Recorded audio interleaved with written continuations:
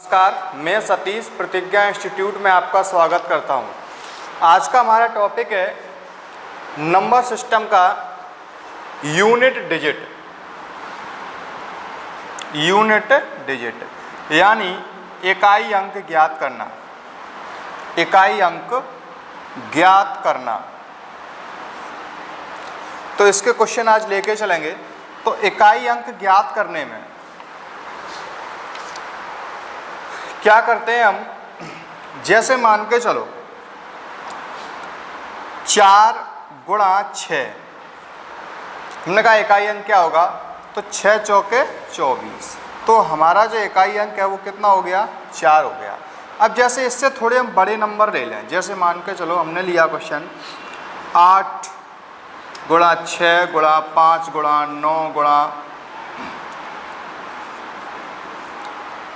जैसे हम यहाँ 7 ले लें। हम पूछे इसमें यूनिट डिजिट क्या है, तो हम क्या करेंगे, 8 का 6 में मल्टीप्लाई करेंगे, 8 6 का 48, लेकिन हम पूरे 48 नहीं, 48 कितने लेंगे 8।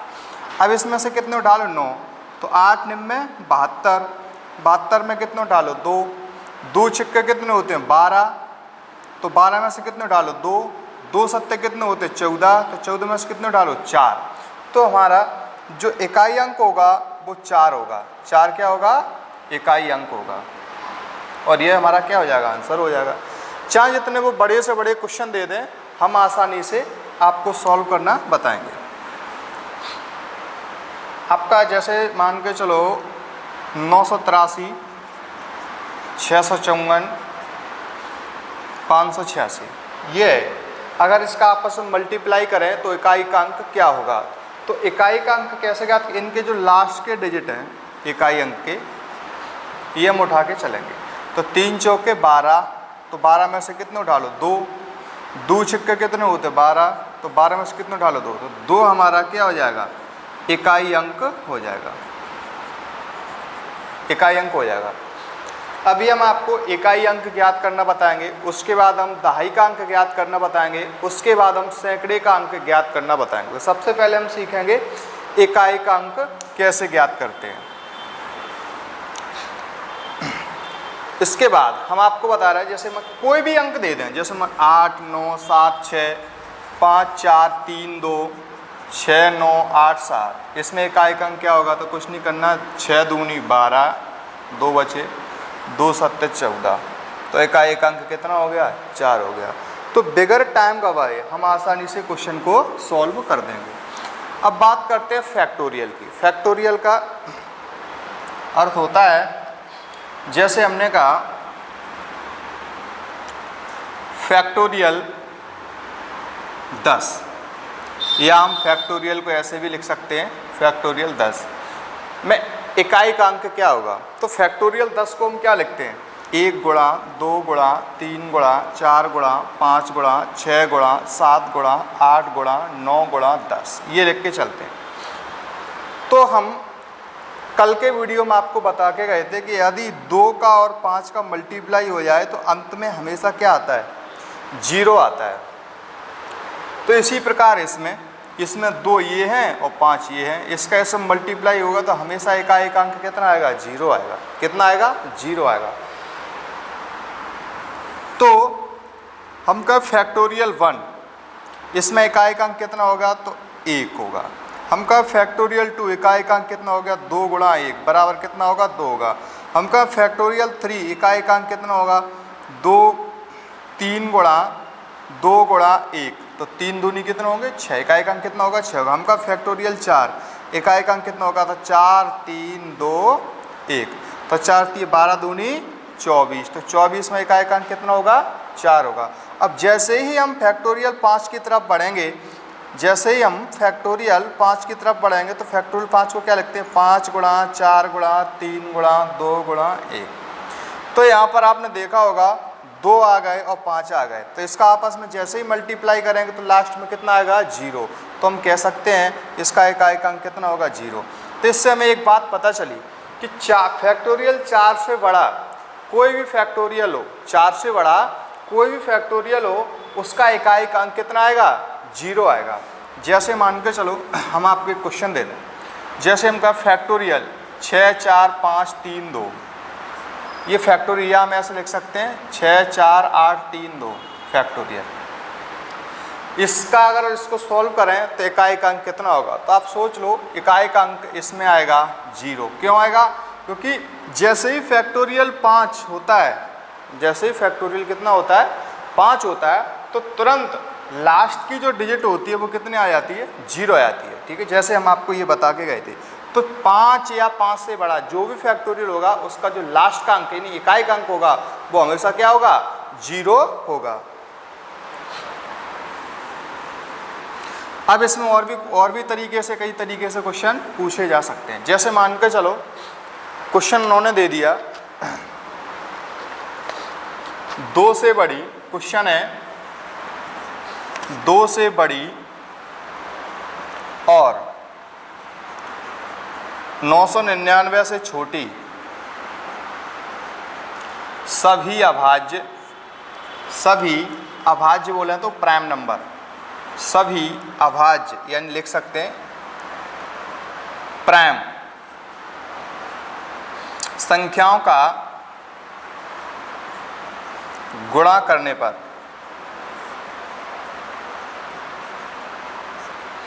इकाई अंक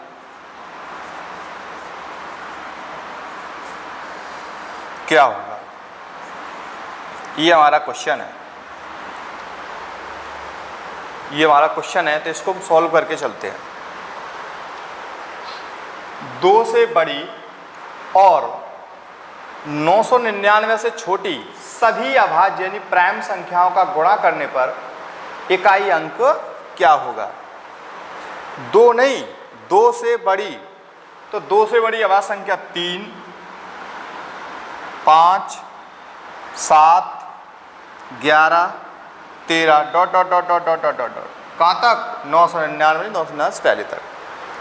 तो आप एक बात बताओ, इसमें 2 तो नहीं आएगा, 5 आ गया लेकिन 2 नहीं आएगा। जब 2 नहीं आएगा तो 0 नहीं आएगा, तो 0 तो नहीं हो सकता। तो एक बात ध्यान देखो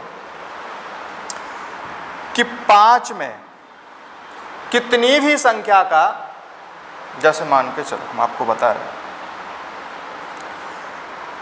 3 पंचे 15, 5 बचे, 5 सत्ते 35, फिर 5 बचे, 5 का 11 में 55, फिर 5 बचे, 5 का 3 में 15। यानी 5 का यदि किसी भी विषम संख्या में गुणा कर, किसी भी प्राइम नंबर में गुणा करोगे तो हमेशा कितना आता है? 5 ही आता है। तो यहाँ पर 5 मिल गए और सभी कैसी संख्या है इसमें? प्राइम संख्या है। तो हमेशा इसका जो इकाई का अंक है वो कितना आएगा? 5 आएगा। तो 5 इकाई का अंक आएगा, इकाई अंक आएगा। यही क्वेश्चन यदि वो दूसरे तरीके से पूछते हैं, दूसरे तरीके से कैसे? जैसे उन्होंने यही क्वेश्चन पूछ दिया 2 से बड़ी नहीं, अगर वो कहें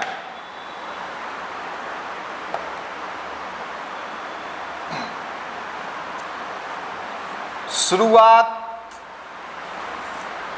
और 999 से छोटी सभी अभाज्य संख्याओं का गुणनफल ज्ञात करें, मतलब इकाई अंक ज्ञात करें। तो हम क्या करें? शुरुआत से अभाज्य संख्या कहाँ से स्टार्ट होती है? 2 से। 2 गुणा 3 गुणा 5 गुणा 7 गुणा dot dot dot dot dot dot. अब इसमें एक बात ध्यान से देखो कि इसमें 2 मिल रहा है और कितना मिल रहा है? 5 मिल रहा है। तो इनका आपस में मल्टीप्लाई करेंगे, अंत में कितना आएगा? 0 आएगा। 0 का फिर किसी भी संख्या में मल्टीप्लाई करते जाओ तो हमेशा कितना आता है? 0 आता है। तो 0 हमारा क्या हो जाएगा? इकाई अंक हो जाएगा। इसी प्रकार से एक और क्वेश्चन लेके चलते हैं।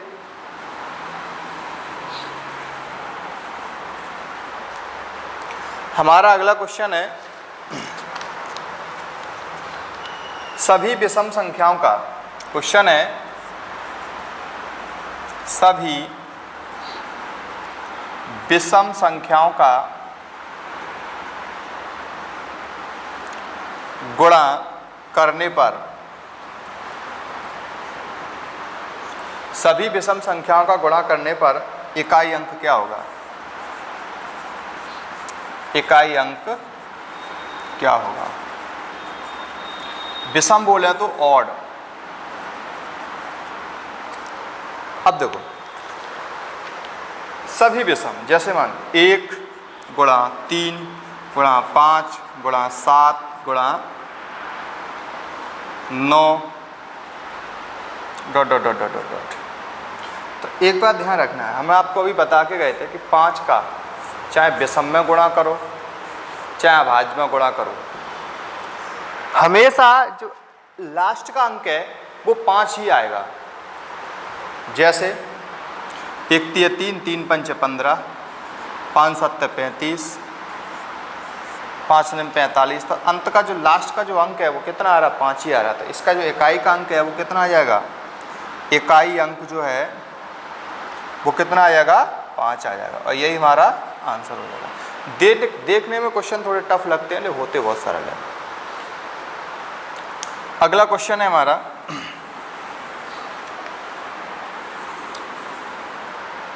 देखो अगर उन्होंने क्वेश्चन पूछ दिया 5 4 3, इस पे घात उनने 6 3 2 लगा दी या 6 3 5 लगा दी और कह दिया इसमें इकाई का अंक क्या होगा। तो इस क्वेश्चन को सॉल्व करने से पहले थोड़ी इसके बारे में हम जानकारी ले लेते हैं। देखो वैसे तो हम इसमें 4 का भाग देंगे, जो शेष आता है इस पे हम क्या चढ़ा देते हैं, घात, लेकिन 4 का ही भाग क्यों देते हैं, कुछ तो इसका रीजन होगा, तो थोड़ा समझ लें। जैसे हमने कहा 2 पे घात 1, 2 पे घात 2, 2 पे घात 3, 2 पे घात 4, 2 पे घात 5, 2 पे घात 6, 2 पे घात 7, 2 पे घात 8, यहाँ तक दिख रहा है, दिख रहा है। चल 2 पे घात 1 का मतलब होता है 2, 2 पे घात 2 का मतलब होता है 2 दूनी 4, 2 पे घात 3 यानी 8, यानी यहाँ 16, यहाँ के 2 पे घात 5, 2 दूनी 4 दूनी 8 दूनी 16 दूनी 32, 32 दूनी 64, 64 128 और 256। तो इसमें इकाई का अंक 2 हो जाएगा, इसमें इकाई का अंक 4 हो जाएगा, इसमें इकाई का अंक 8 हो जाएगा, फिर इसमें इकाई का अंक 6 हो जाएगा, फिर इसमें 2 हो जाएगा, फिर इसमें 4 हो जाएगा, फिर इसमें 8 हो जाएगा, फिर इसमें 6 हो जाएगा। तो इसमें आप एक बात नोट की होगी कि 2 4 6 8 और फिर 2 4 6 8, यानी जो हमारा क्रम बनना है 2 4 6 8, 1 2 3 4, 4 संख्या के बाद हमारा दोबारा से रिपीट हो रहा है। तो इसका मतलब क्या है, हम इसमें कितने का भाग देंगे, 4 का। अगर 5 हो रहा होता तो कितने का देते, 5 का भाग देते। एक बात और ध्यान से सुने कि थोड़ा यहाँ 4 से विभाज्यता का नियम समझ लें।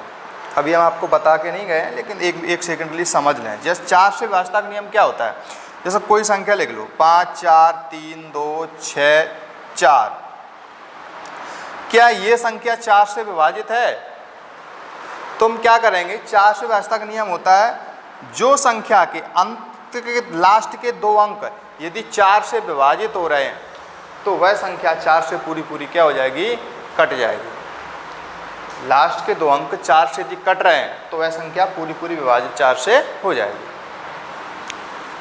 देखते हैं ये क्वेश्चन, 4 से भाग इसलिए देते हैं, हम उम्मीद करते हैं समझ में आया होगा।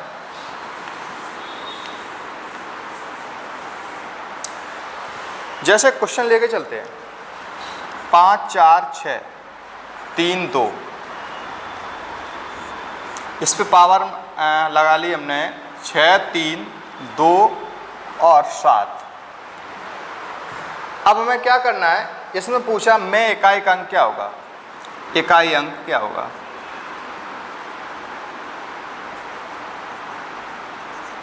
तो हम क्या करेंगे, पूरे में 4 का भाग ना देते हुए लास्ट के 2 डिजिट में हम 4 का भाग दे देंगे। तो 4 छिंके 24, तो शेष हमारा कितना बचा, 3 शेष बचा। क्यों, 27, 4 का भाग 27 दे दो, 4 छिंके 24, कितने बचे, 3 बचे। तो जो ये संख्या है 2, तो इस पे पावर कितनी चढ़ा लेंगे, जो शेष आए।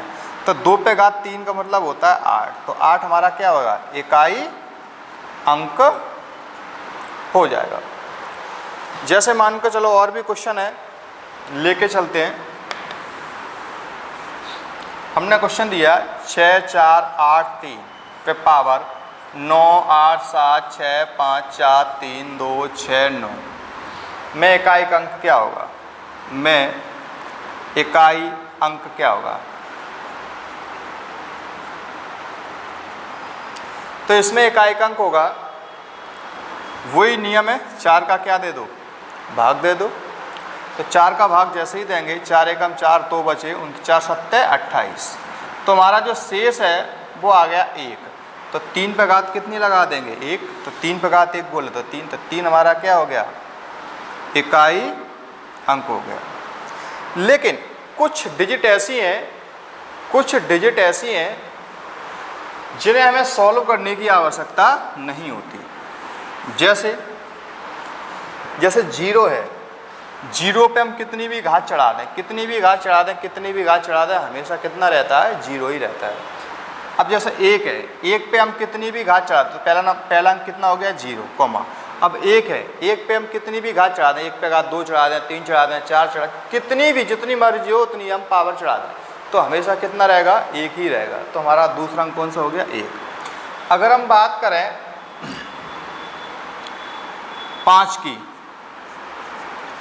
तो 5 पे हम कितनी भी घात चढ़ा दें, 5 पे घात 1 5, 5 पे घात 2 25, 5 पे घात 3 125, 5 पे घात 4 625, 5 पे पावर हम कितनी भी चढ़ा दें, 5 पे घात 5 चढ़ा के देख लो, 5 25 की 5, 5 10 2 12, 5 1 30 और 31, तो लास्ट में कितना आएगा? 5।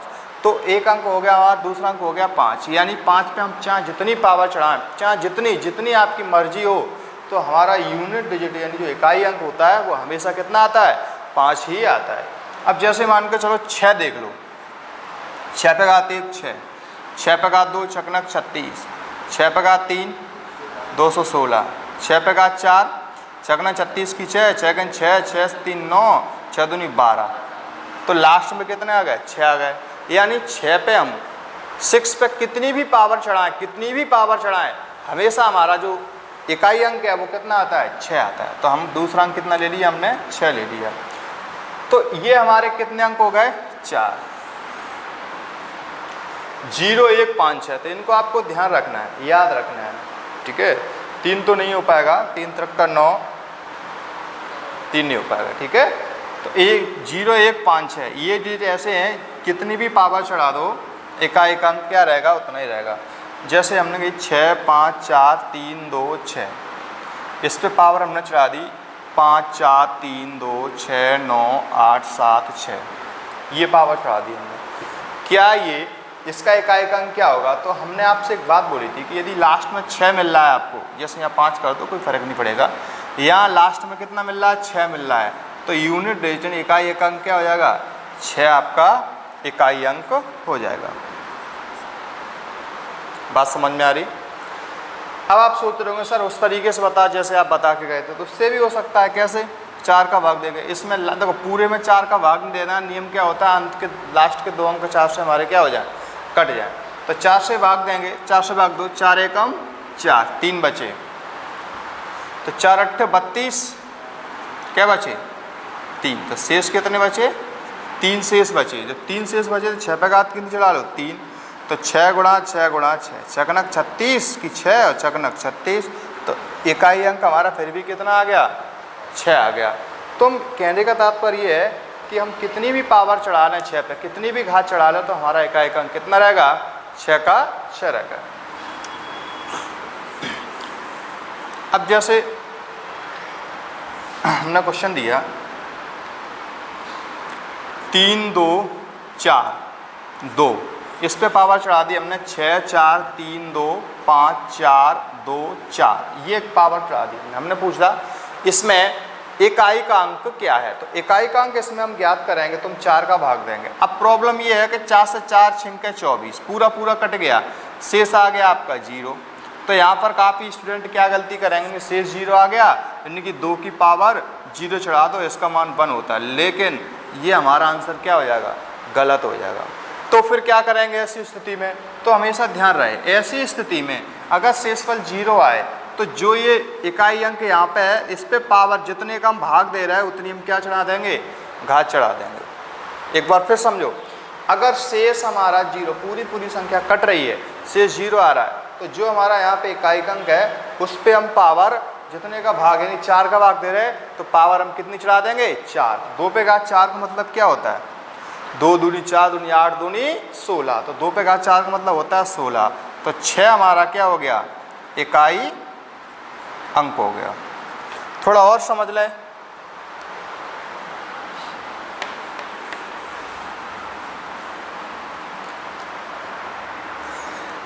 क्वेश्चन है हमारा 6 4 3 2 5 6 7, इस पे पावर है 6 5 3 2 8 7 2 8 3 2, ये पावर है। इकाई का अंक क्या होगा, तो कुछ नहीं करना है, 4 का भाग देना है, तो 4 8 32, शेष कितना आ गया हमारा 0 शेष आ गया।